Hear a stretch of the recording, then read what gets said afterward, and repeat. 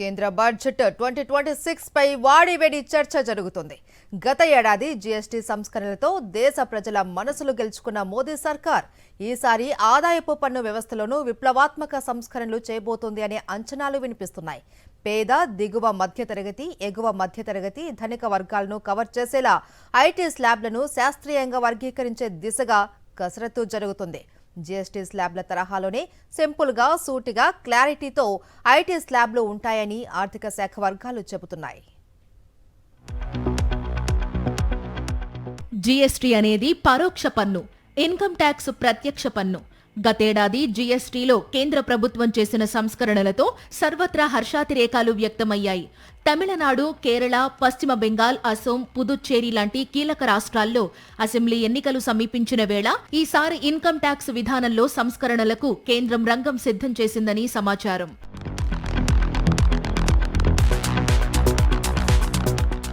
మన దేశంలో ప్రస్తుతం పాత పన్ను విధానం, కొత్త పన్ను విధానం రెండూ అమల్లో ఉన్నాయి. ఓల్డ్ ట్యాక్స్ రెజిమ్లో కేవలం 4 ఇన్కమ్ ట్యాక్స్ స్లాబ్లే ఉండేవి. కానీ కొత్త పన్ను విధానంలో ఏకంగా 7 ఇన్కమ్ ట్యాక్స్ స్లాబ్లు ఉన్నాయి. అంటే కొత్త పన్ను విధానం ఇంకా టఫ్ గానే ఉంది.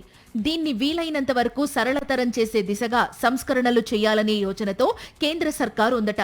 ఇందులో భాగంగా కొత్త పన్ను విధానంలోని ఇన్కమ్ ట్యాక్స్ స్లాబ్ల సంఖ్యను తగ్గించనున్నారని సమాచారం.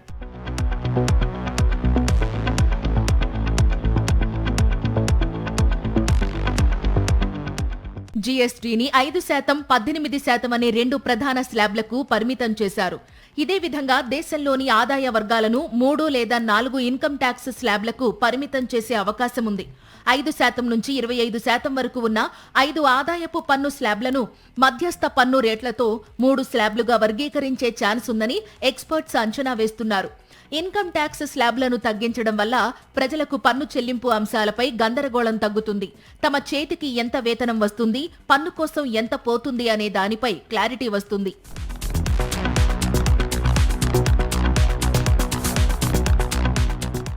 ఐటీ స్లాబులు సంస్కరించడంతో పాటు మరో కీలక సంస్కరణ దిశగా కేంద్రం కసరత్తులు పూర్తి చేసినట్టు తెలిసింది.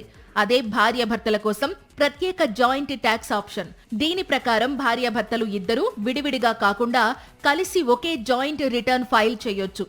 ఇద్దరి ఆదాయాన్ని ఒకే చోట కలిపి ఫ్యామిలీ మొత్తాన్ని ఒక యూనిట్ గా చేసి పన్ను వేస్తారు. అయితే ఇది పూర్తిగా ఆప్షనల్. అంటే మీకు లాభం అనిపిస్తేనే ఈ పద్ధతి ఎంచుకునేలా ఆప్షన్ ఇస్తారని తెలుస్తోంది. సింగిల్ ఇన్కమ్ ఫ్యామిలీలు ఈ జాయింట్ టాక్సేషన్ ఎంచుకుంటే వారికి లాభాల పంట పండినట్టే. ఇప్పుడు వ్యక్తిగతంగా 24 లక్షల ఇన్కమ్ దాటితేనే 30% పన్ను పడుతుండగా జాయింట్ ఫైలింగ్ లో ఈ లిమిట్ ఏకంగా 48 లక్షల వరకు పెరగొచ్చు.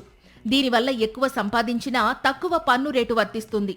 అమెరికా, జర్మనీ లాంటి దేశాల్లో ఫ్యామిలీని ఒక యూనిట్ గా చూసే ఈ పద్ధతి ఇప్పటికే సక్సెస్ అయింది.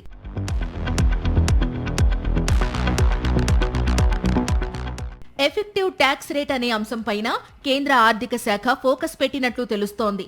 ఉదాహరణకు, ఒక వ్యక్తి సంపాదించే వార్షిక ఆదాయంపై నేరుగా ట్యాక్స్ విధించరు. అతడికి పన్ను మినహాయింపులు, తగ్గింపులు, రాయితీలు ఇస్తారు. ఇవన్నీ పోగా మిగిలిన ఆదాయంపైనే నిర్దిష్ట రేటు ప్రకారం పన్నును విధిస్తారు. మొత్తం మీద ఈసారి కేంద్ర బడ్జెట్లో మోదీ సర్కార్ మరో జనరంజక సంస్కరణపై ప్రకటన చేస్తుందనే ప్రచారం ముమ్మరంగా జరుగుతోంది.